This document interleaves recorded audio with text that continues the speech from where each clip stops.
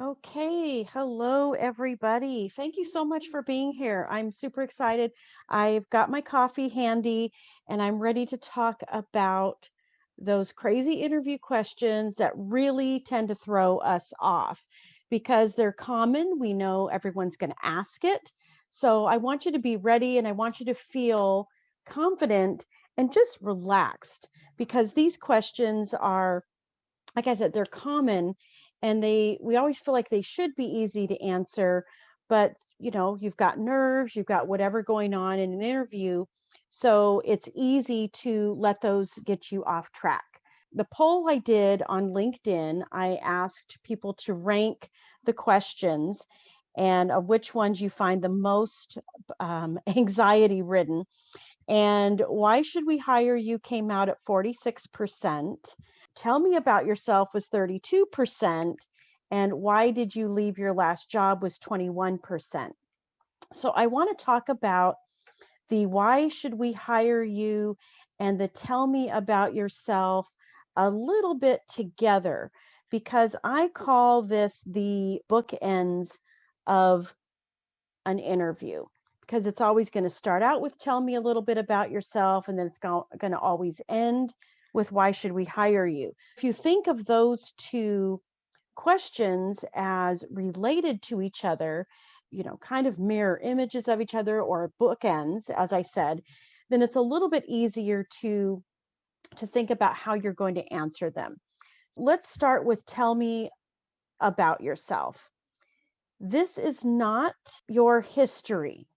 This is not a 5-minute explanation of all the jobs you've had and your personal interests and all of these kinds of things.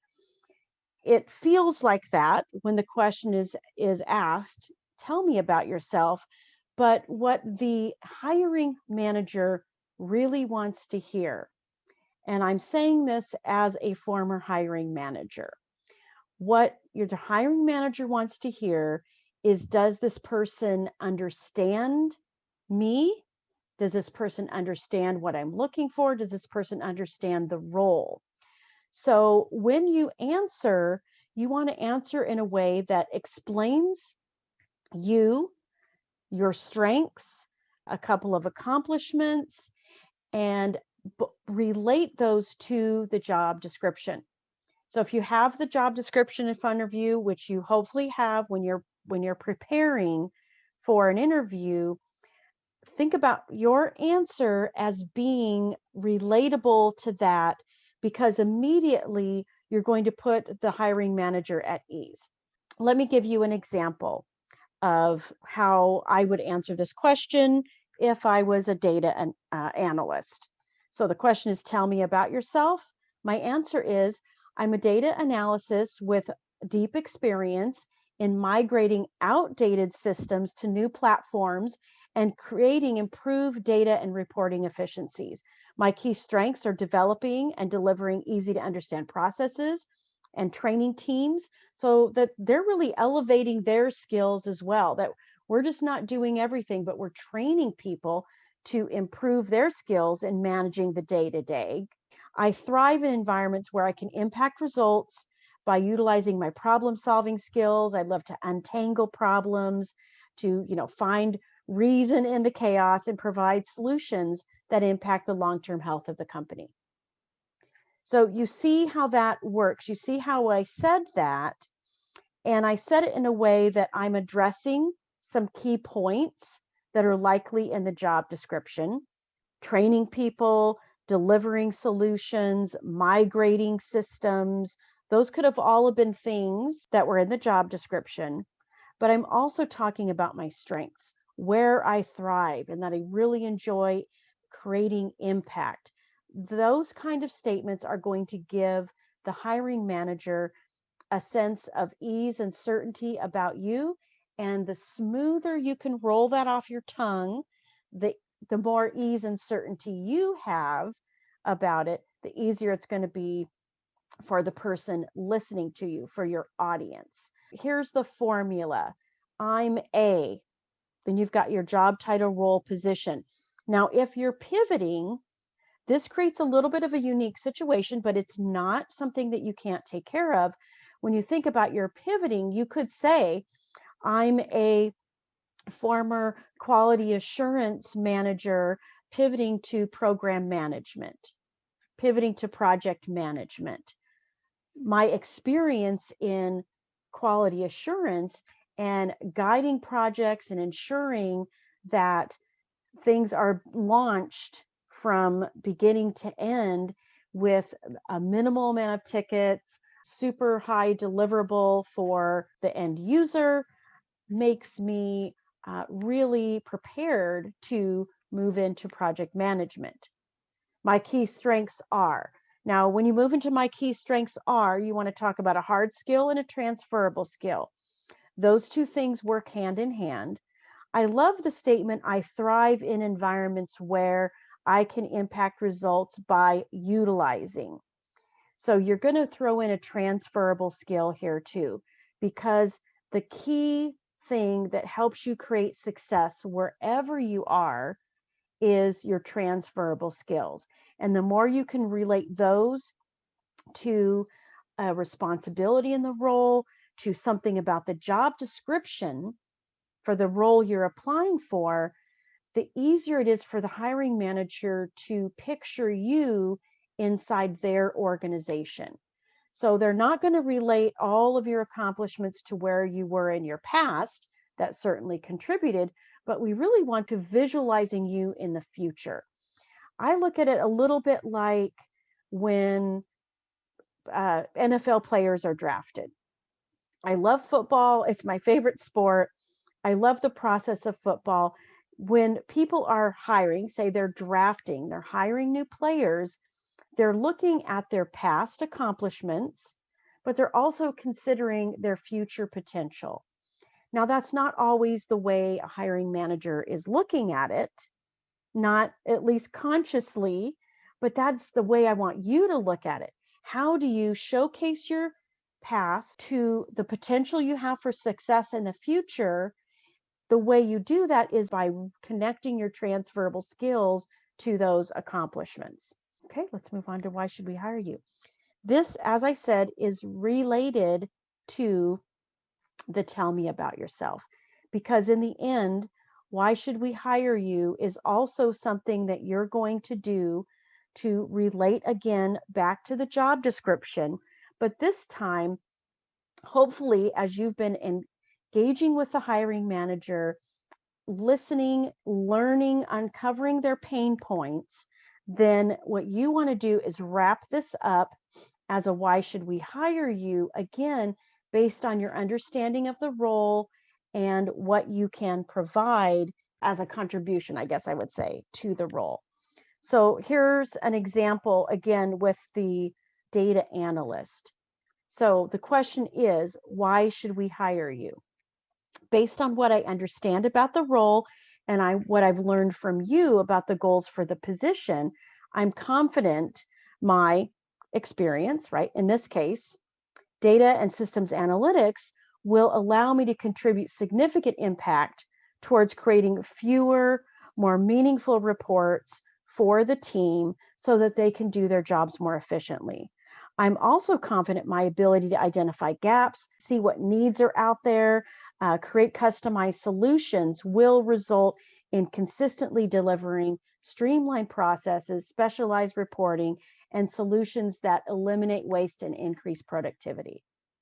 If we think about this as it relates to a job description, it's likely that one of the responsibilities is creating streamlined processes, creating solutions that eliminate waste and increase productivity. I love it when you can bring in what I understand about the role and what I've learned from you about the goals for the position. Now you're validating the hiring manager. You're showing that you've listened and you've done your best to understand, because before they ask this question, if you've done it right, if you've done it well, then this has been an engaging conversation all along the way. When they ask you a question and you answer it, you maybe follow up with a question.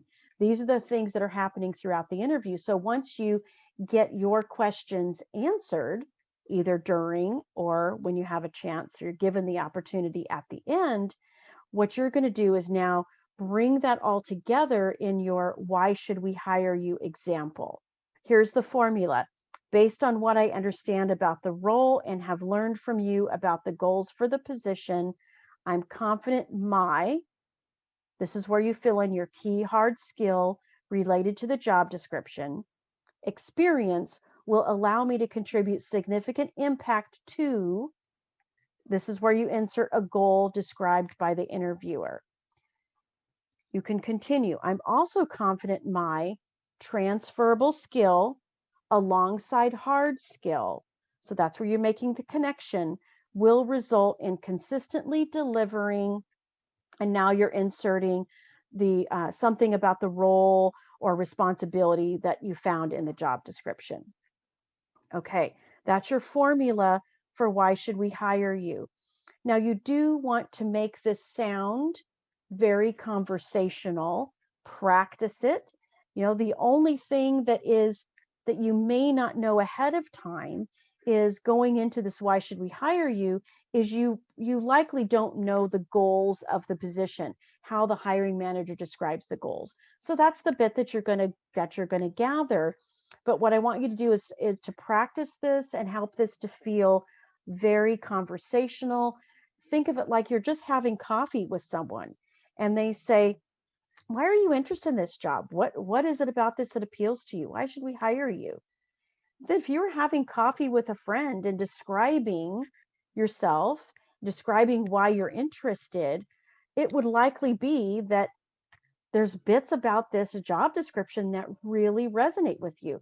It's why you applied for the job in the first place. So you can relate to those things. You can reflect back on those things and talk about them, but keeping it simple and straightforward is going to be your best approach in these. Don't overdo the number of sentences. I'm looking at my little note here in my impact statements template, and I think I've got 3 sentences in here. You can keep it so simple and answer it in, probably less than 30 seconds. When you are asked the question, where do you see yourself in 5 years? And why did you leave your previous job? These 2 questions are a little bit interrelated as well. Let's talk about where you see yourself in 5 years. One of the things that is really important to think about where you see yourself in 5 years is to, again, focus on the other person. What is it they need to hear that's going to help them feel good? Now, you may have no intention of spending the rest of your life in that job, and that's fine. That's totally fine. You also may be interviewing someone who, once they see how awesome you are and they see your value, stating in very certain terms, oh, I see myself taking your job. I see myself in management. I see myself here. You want to avoid those kinds of answers because you don't want to intimidate the other person. If they feel like you're actually very qualified and that you could take their job, some managers are totally cool with that. They're really all about hiring people that could be their replacement. That's got to be a very confident hiring manager. That's not always the case. So when you answer the question, where do you see yourself in 5 years? Focus it on contribution and your ability to have an impact. If someone said, Elissa, where do you see yourself in 5 years? I would say, well, really, the things that have helped me feel really good about the companies I work for are the opportunities I have to create impact, to help others learn and grow, and overall help the company and my team achieve our full potential. So in 5 years, I hope that I've just increased day by day and year by year my impact on the company and helping the company deliver its product, service, whatever. more profitably. It's about not the actual positions that you envision for yourself. It's the bigger picture impact you hope to have. It's helping to make the company shine, make the company more profitable, make the company have a greater impact, as well as the team itself. So think about that the next time you answer that where do you see yourself in 5 years question. All right, so now it's why did you leave your last job? This is one that a lot of my clients struggle with because you have integrity. You know that you left that job for a reason. You want to be honest, you want to be truthful, and you want to have integrity about the way you answered that question, and that is all good. In the mind of the hiring manager, they don't care about the office politics or the too much detail about it. And so because they either don't care about it or it's going to be a distraction, I want you to understand that it's not necessary to go into all of that detail. When you are asked, why did you leave your last position? If you were restructured out, your answer could be something like, to be perfectly honest, the company I was working for had a change in strategy. And as part of that change in strategy, they decided to restructure the company. I happened to be one of the people that was restructured out, which, was disappointing.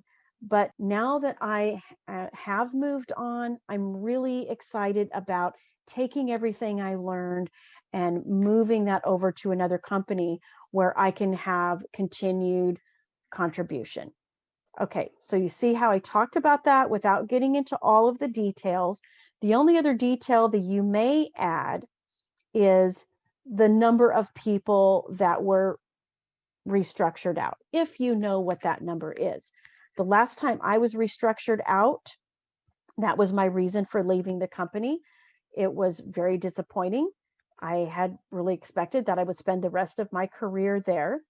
But in the course of a restructure, the company laid off 20% of the workforce. I happen to be one of those 20%. So if you know what that number is, if you know what that percentage is, then don't be afraid to say it. Okay, so that's kind of the restructured out one.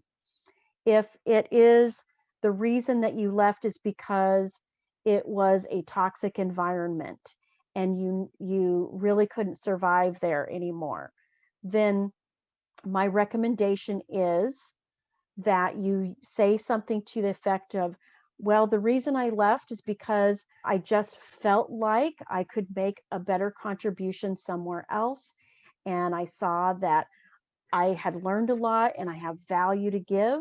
And, seeing your company and others, that's my opportunity to move on and continue to grow and make a contribution.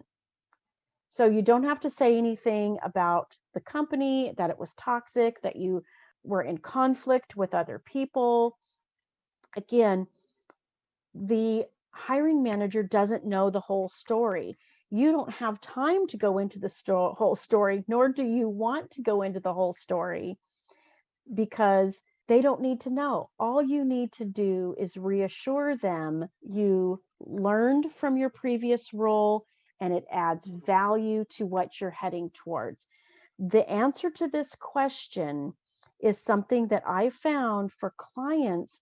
If you're getting a lot of interviews, but you're not getting any offers, the answer to this question a lot of times is the hang up, because you feel like you're glossing over the truth if you don't give the details.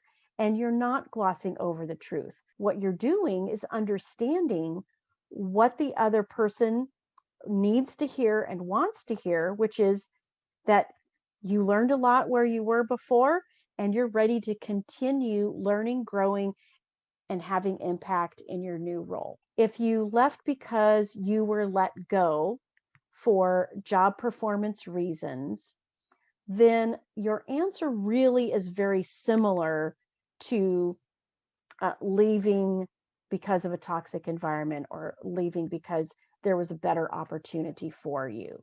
You can say something to the effect, happened when I was there is that I felt like I was having a great impact, really have the opportunity to contribute and grow. Another opportunity presented itself, so I decided to move on to that one. I decided to step away so that I could regroup and apply for other roles. You could even say, I was released from that role, and I'm actually really looking forward to a company that feels like a better fit for me, where I can thrive and help the company move forward. Those are your options there.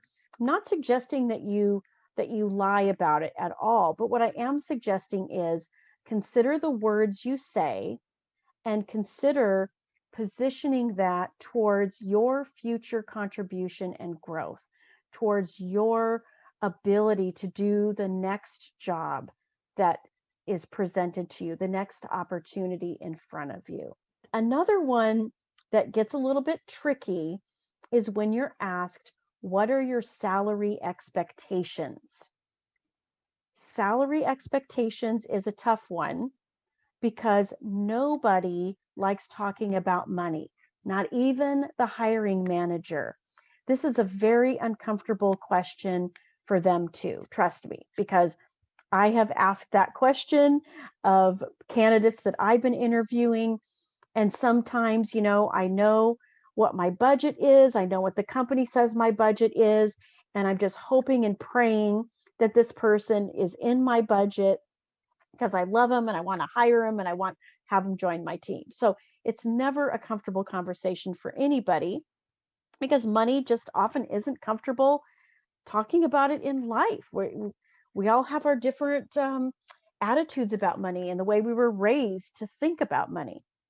So when you think that actually this person's almost as uncomfortable talking about it as you are, it'll take a little bit of the pressure off.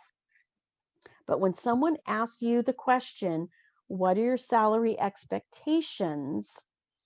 I want you to have control of the conversation for as long as possible. Your first answer should be, what is your budget for the position? By asking that question, if the person will say, well, actually, our budget is, so I'm going to use, just off the top of my head, say, you were in a job where you were making $70,000 a year. And that's your minimum, but you also know that this job is a stretch, this job is a promotion that you're applying for. I always encourage you, when you find yourself in a job transition, do not think about it as going backwards or starting over. Look at this as an opportunity to give yourself a promotion. A whole nother topic for another call. But when it comes to salary expectations, if you say, what's your budget for the role? And they say, oh, our budget is 80 to 85, then your answer could be, great, that's in my range. Do not say, oh, that's awesome, because I was making 70 at my last job. This will be a raise for me. No, no, no. Do not say that. All you did was tell them that they could get you for less. I don't want you to do that. I want you to get a raise if possible. Your answer is always, what's your budget for the role? Now, if you find yourself where they're saying a number that is not in your range, say that you're in your head, you've got 70 and they come in with 60 to 70. So your number is at the high end of their range. What your answer could be is, or they say, oh, we're 60 to 70. Does that work for you? And you can say, to be perfectly honest, I'm at the high end of that range and probably a little bit over, but I'm certainly willing to continue the conversation. There's more I need to understand about benefits, the vacation time, and the company culture. So yeah, if I'm certainly willing to continue the conversation. That is, if you are willing to continue the conversation. Most companies understand that there's probably going to be a little bit of negotiation in there. So it's perfectly fine to let them know that you're at the top of the range. What I'm finding is this salary expectation question is coming up in the screening calls more and more often than it is at the end of an interview. And that's okay. Don't let that bother you at all. Think of it as, again, your way to ask a question about what's involved. If it's asked at the very beginning, well, that's a perfect reason to say, no, that's at the top of my range. And I'm actually probably a little bit over that. I'm probably more in the 70 to 75 range, but this is just a screening call. So I'm perfectly willing to learn more about the role and see what the other benefits of the role are and continue the conversation if you are. Right? Now, if it's far below your needs, wants, desires in your compensation, then you can also be really honest about that too. If they say you're at 70 and they say we're at 60 to 65, you can say, you know what, I'm really at 70. I believe that that's the value I bring to the table based on my experience, based on what I know I can do and what I can contribute in this role. My value is really at 70 to 75. So if that's not in your range, I totally understand it. But if it is, I'd love to continue this conversation. When you are trying to get more, you want to focus on the value you bring to the table based on what I learned about this role and what I understand your goals are. Kind of like we talked about the why should we hire you? Based on what I know, based on what you've described, boy, I feel really confident that this is a job I can do very well for you. It's going to be a seamless transition, and the value of my experience and accomplishments really feels like I'm, more in the 70 to 75 range. So I hope we can continue to talk about this further. All right, so I've got one more for you. And this is one that I did post about recently, linked on LinkedIn. And that is when someone asks you about experience and whether or not you have experience with a certain technology, a certain tool. Sometimes they're using an obscure, outdated tech that you don't have any experience with. What I want you to do in this situation is understand as much as you can going in about the technology that the company uses. This could be listed in the job description. Sometimes it's not. Do a little research on the company, find out as much as you possibly can. When someone says, hey, tell me a little bit about your experience with this, or do you have experience with this particular tool or technology, you do not want your answers to be, no, I don't. I haven't used that before. And I definitely don't want you to say, I'm willing to learn, because I'm willing to learn just translates in the mind of the hiring manager to, okay, so this person's really great, but they don't understand. We're going to have to do some training. This is going to take a little bit more time for them to get up to speed. It becomes a distraction and it puts doubt in their mind about you. If you feel confident that you've got the ability to learn anything and you are willing to learn whatever you need to do the job, then instead I want you to answer with something like this. Based on what I understand about that technology and the experience I have with really similar products, similar tech, similar tools, I'm really comfortable. I'm confident that it's going to be a seamless transition for me. See how much that just puts the hiring manager's mind at ease? You want to be confident that you can do that, and This is why I tell my clients to apply for jobs they feel 60% qualified to do, because our brains are really, really good at figuring it out. So of course, you're going to be able to learn how to do it. Of course, once you encounter it, you're going to see patterns in that process or that tool that are super similar to tools that you've used in your past, and things are going to start to click. It is going to happen. The other way that you might answer this question is by asking a question back. You could say something like, well, before I answer that, can I inquire with you? Can you tell me a little bit more about it? How is it that your company currently uses that technology? What website platform is the company on right now? Once they tell you a little bit more about it, you'll either get a better sense of, oh yeah, that's just like that I just used. Okay, yes. You'll start to make the connections. You'll start to connect the dots for yourself, and it'll make it much easier for you to connect the dots for the hiring manager. So when you're asked that question, take haven't, don't, know, and willing to learn out of your vocabulary. Be prepared, do your research, but also just let them know that your ability to do it, you believe it's going to be a seamless transition. I like the word seamless transition because that's a little bit of an indicator that there might be a learning curve, but it's going to be easy peasy. It's going to be no big deal.